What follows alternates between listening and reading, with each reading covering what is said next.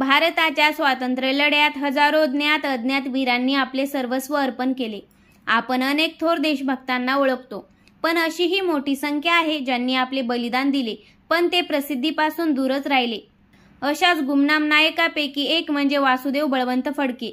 सुरुवातीला त्यांनी इंग्रजांची नोकरी केली, पण इंग्रजांनी सामान्य जनतेवर चालवलेले अत्याचार पाहून त्यांचे मन विचलित झाले.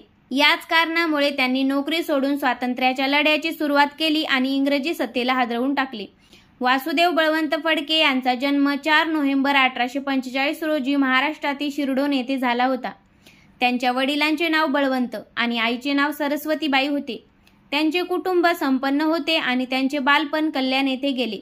शिक्षण पूर्ण झाल्यावर त्यांनी इंग्रजांच्या राजवटीत 60 रुपये मासिक वेतनात नोकरी पत्करली. वासुदेव यांचे आजोबा अनंतराव हे कर्नाळा किल्ल्याचे शेवटचे किल्लेदार होते. वासुदेव यांच्या कामावर खुश होऊन त्यांच्या बॉसने त्यांना बढतीची शिफारस केली आणि त्यांना पुण्यात मिलिटरी फायनान्स ऑफिसमध्ये नियुक्ती मिळाली. पुण्यात ते सदाशिव पेठेत राहत होते. नोकरी करत असले तरी वासुदेव यांना इंग्रजांची जुलमी सत्ता आवडत नव्हती. त्यांच्या मनात इंग्रजाविरुद्ध प्रचंड रोष भरलेला होता. हा रोष तेव्हा पराकोटीला पोहोचला जेव्हा त्यांची आई मरणासन्न असताना त्यांना सुट्टी मिळाली नाही. त्यानंतर आईचे निधन झाले. तरीही सुट्टीसाठी त्यांना संघर्ष करावा लागला. पण त्यांच्या आईच्या पहिल्या वर्ष श्राद्धासाठी त्यांना जेव्हा सुट्टी नाकारण्यात आली तेव्हा मात्र वासुदेव यांचा संताप अनावर झाला. हा अपमान आणि समाजावरील इंग्रजांचे अत्याचार पाहून त्यांनी नोकरी सोडण्याचा निर्णय घेतला आणि आपल्या पद्धतीने स्वातंत्र्य आंदोलन सुरू केले. हा तो काळ होता जेव्हा पुण्यात अनेक राजकीय आणि सामाजिक संघटना काम करत होत्या.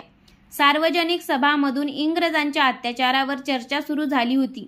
याच काळात वासुदेव यांनी न्यायमूर्ती माधवराव रानडे आणि दादाभाई नौरोजी यांसारख्या दिग्गजांची भाषणे ऐकली, ज्यामुळे त्यांच्यावर खूप मोठा प्रभाव पडला. पुण्यात असताना ते सकाळी संध्याकाळी आखाड्यामध्ये जाऊन कुस्तीचे डावपेच शिकत होते.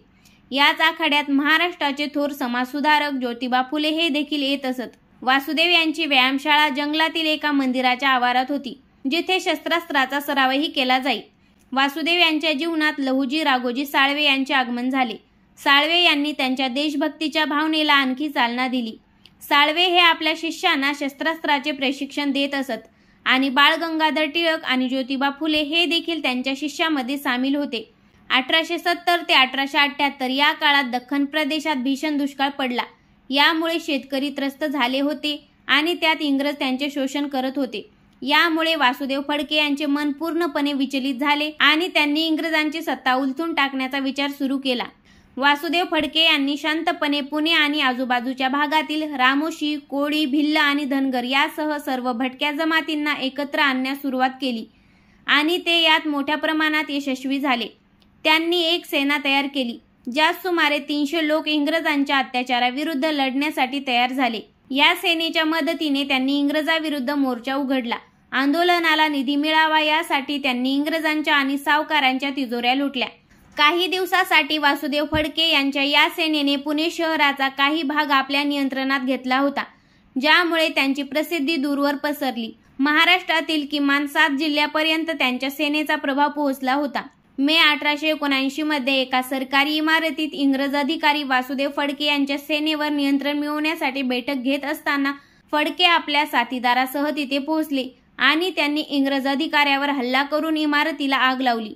वासुदेव फडके यांची दहशत इतकी वाढली की इंग्रजांनी त्यांना जिंदा किंवा मुर्दा पकडण्यासाठी त्या काळात 50,000 रुपयांचे मोठे इनाम जाहीर केले. याला आव्हान देत दुसऱ्याच दिवशी मुंबईत एक दुसरे पोस्टर आढळले, ज्यावर वासुदेव फडके यांची स्वाक्षरी होती. या पोस्टरमध्ये त्यांनी रिचर्ड नावाच्या इंग्रज अधिकाऱ्याचे शिर कापून आणणाऱ्याला 75,000 रुपयांचे इनाम देण्याची घोषणा केली होती.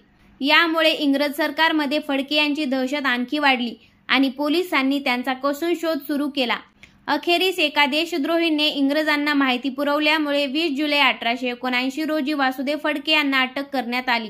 वासुदेव यांना बंदी बनवल्यानंतर विद्रोह उसळू नये या भीतीने इंग्रजांनी त्यांना घाईघाईत जन्मठेपेची शिक्षा सुनावली आणि 1880च्या सुरुवातीला त्यांना येमेन देशातील अदन येथील तुरुंगात पाठवले. वासुदेव फडके हे अदन तुरुंगातून पळूनही गेले होते, पण रस्ता चुकल्यामुळे त्यांना पुन्हा पकडण्यात आले. तुरुंगात असताना त्यांना टीबी या गंभीर आजाराने ग्रासले आणि शेवटी 17 फेब्रुवारी 1883 रोजी त्यांनी अदनच्या तुरुंगातच अखेरचा श्वास घेतला आणि हुतात्म्य पत्करले. वासुदेव बळवंत फडके हे केवळ एक व्यक्ती नव्हते, तर ते भारतातील सशस्त्र क्रांतीचे जनक होते. त्यांनी केलेल्या संघर्षानेच पुढील पिढीतील क्रांतिकारकांना प्रेरणा दिली.